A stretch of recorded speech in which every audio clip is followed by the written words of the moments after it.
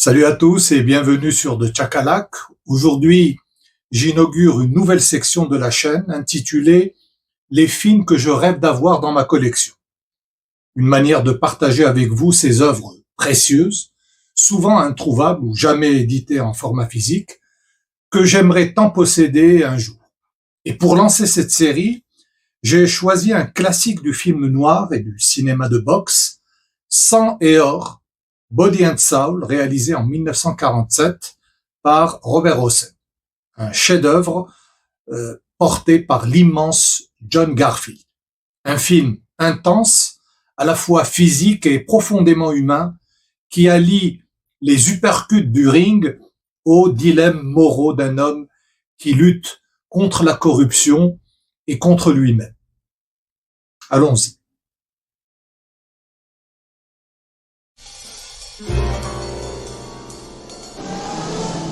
Ici 45-17, bien reçu, terminé. Vas-y, allez, fais-moi plaisir.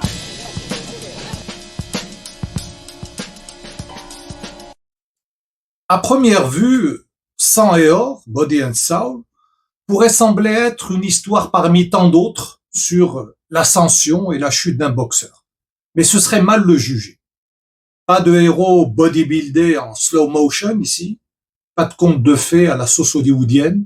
Ce que Robert Hossein nous propose, c'est du vrai. De la sueur, du sang, et cette Amérique d'après-guerre rongée par les compromissions. You ever meet Charlie personally, Mr. Quinn? You should. This is Charlie Davis. Come on.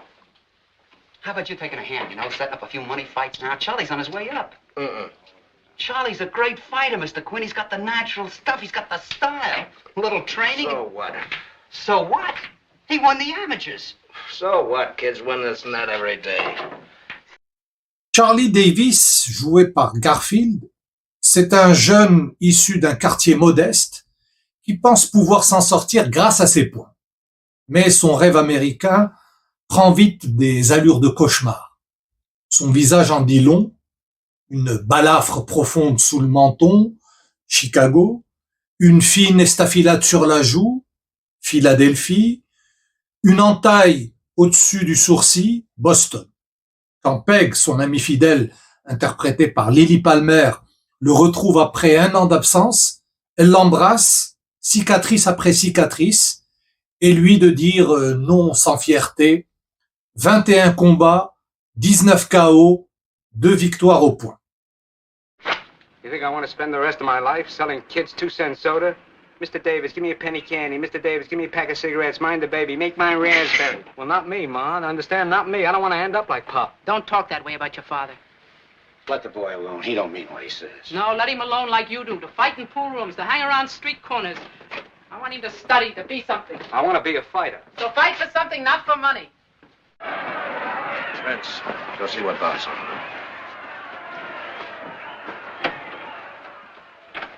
That was great publicity, Charlie, smacking Marlowe this afternoon. I meant to hit him. The kid was putting on an act to make it look good. And knocked that Marlowe on his ear in 2 rounds. What's wrong, Charlie? The books are all balanced. The bets are in. You bet your purse against yourself. You gotta be businesslike, Charlie, just because the kid talks a little fresh. Give me the tape, Quinn. La grande force du film, c'est son regard lucide et sans concession sur la corruption qui gangrène le sport. Charlie, au fil de son ascension, s'éloigne de ses siens. Sa mère, jouée par Anne Revers, son ami Shorty, incarné par Joseph Pivney, qui est aussi un réalisateur, son entraîneur, Ben, interprété par Canada Lee, et bien sûr Peg. Il tombe aussi dans les filets d'Alice, interprétée par Hazel Brooks, une femme aussi ambitieuse que lui, et surtout sous la coupe de Roberts, Lloyd Gow, le promoteur mafieux. I win. Well, you're in better shape. Depends on the point of view. Well, good night. Ah, it's early yet. Why don't you go to a movie? Excuse me. Certainly. Is your friend going to wait for you? I'm beginning to feel the strain myself. You're overtrained. So are you. Maybe. Awful edgy. You don't want to overdo it. Neither do you. What have I got to lose? What have you got to win? Everything.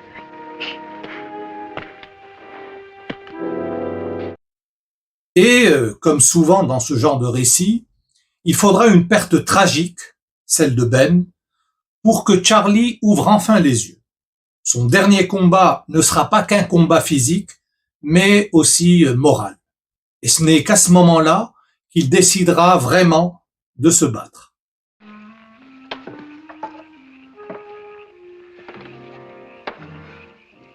It always felt so good after a win. Walk down Lenox Avenue, kids all crazy for you and proud. Champion of the world for the whole world to know.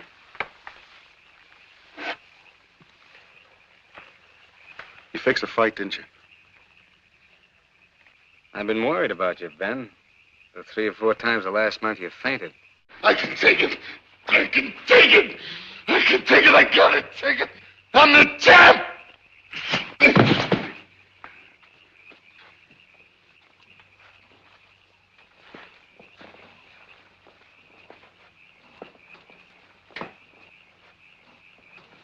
I think he's dead.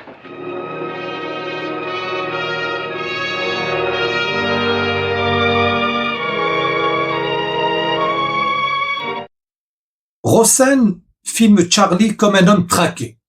La caméra semble l'épier en permanence. Une grue traverse lentement une fenêtre pour le révéler, allongé sur son lit entre cauchemar et insomnie.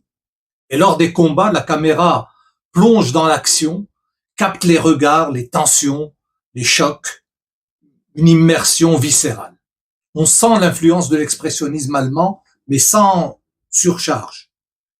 Une esthétique sobre, nerveuse, qui renforce l'étau qui se resserre autour du personnage.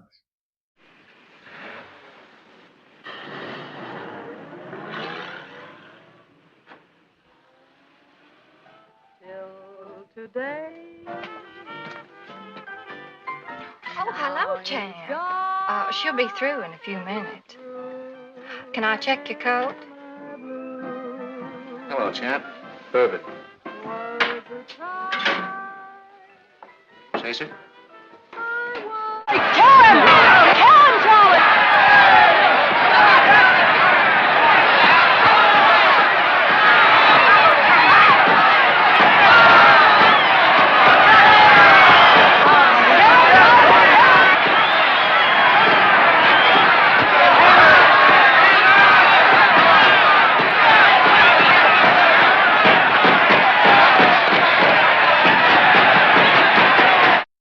Dans la veine de films comme The Killers, Les Tueurs, réalisé par Robert Siodmak en 1946, ou de Setup, Nous avons gagné ce soir, réalisé en 1949 par Robert Wise, que je voudrais bien avoir aussi, ou Le Champion, réalisé par Mark Robson en 1949. Body and Soul mêle film noir et film de sport avec une élégance rare. La scène d'ouverture donne tout de suite le ton. Plan plongé sur le ring dans un camp d'entraînement désert, une ombre vacille, le vent bruisse dans les arbres dénudés et la caméra s'arrête sur le visage de Charlie, marqué par ses démons.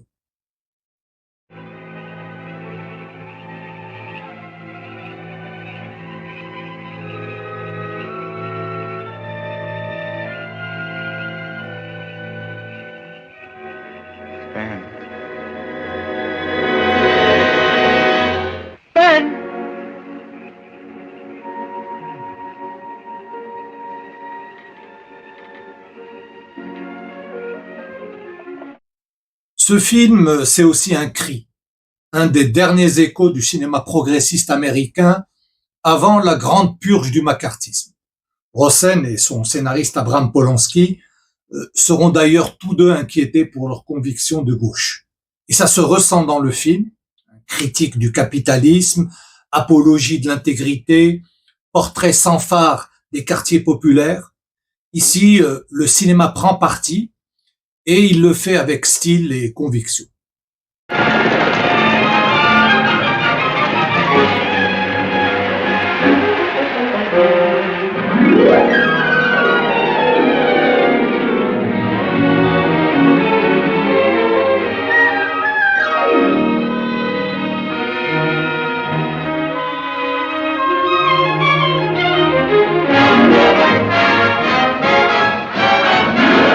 John Garfield, lui, est incroyable. Ancien boxeur dans la vraie vie, il incarne Charlie avec une intensité bouleversante. Il est à la fois dur et fragile, naïf et lucide. Son personnage annonce bien d'autres figures du film noir, voire même Rocky, sans les projecteurs et les fanfares, mais avec une vérité crue et poignante.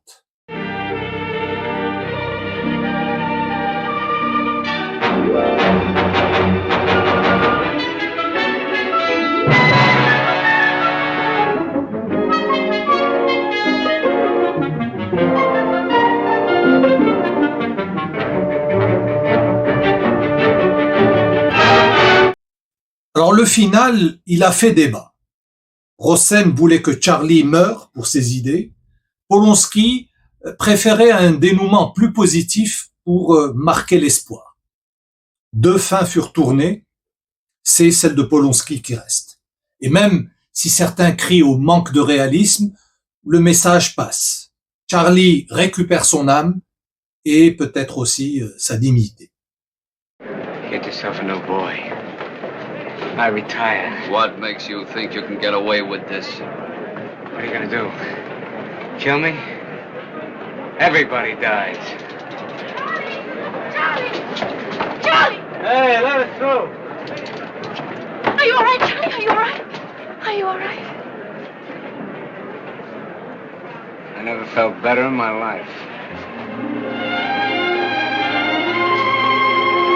Body and Soul, c'est du grand cinéma. Pas seulement un film de boxe, mais un drame social, un manifeste et aussi une claque esthétique. Un film qui continue d'influencer des œuvres comme Raging Bull ou The Wrestler et une œuvre qu'on rêve de posséder dans sa collection pour la revoir, la partager et la transmettre. Alors si vous ne l'avez jamais vu, il est temps. Et si vous le connaissez déjà, vous savez que c'est un film qui vous colle à la peau.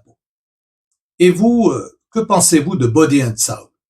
Le final vous convainc-il vraiment? Laissez-moi vos impressions en commentaire. Likez si vous avez aimé la vidéo. Abonnez-vous à The Chakalak. Et surtout, vive le cinéma. Salut!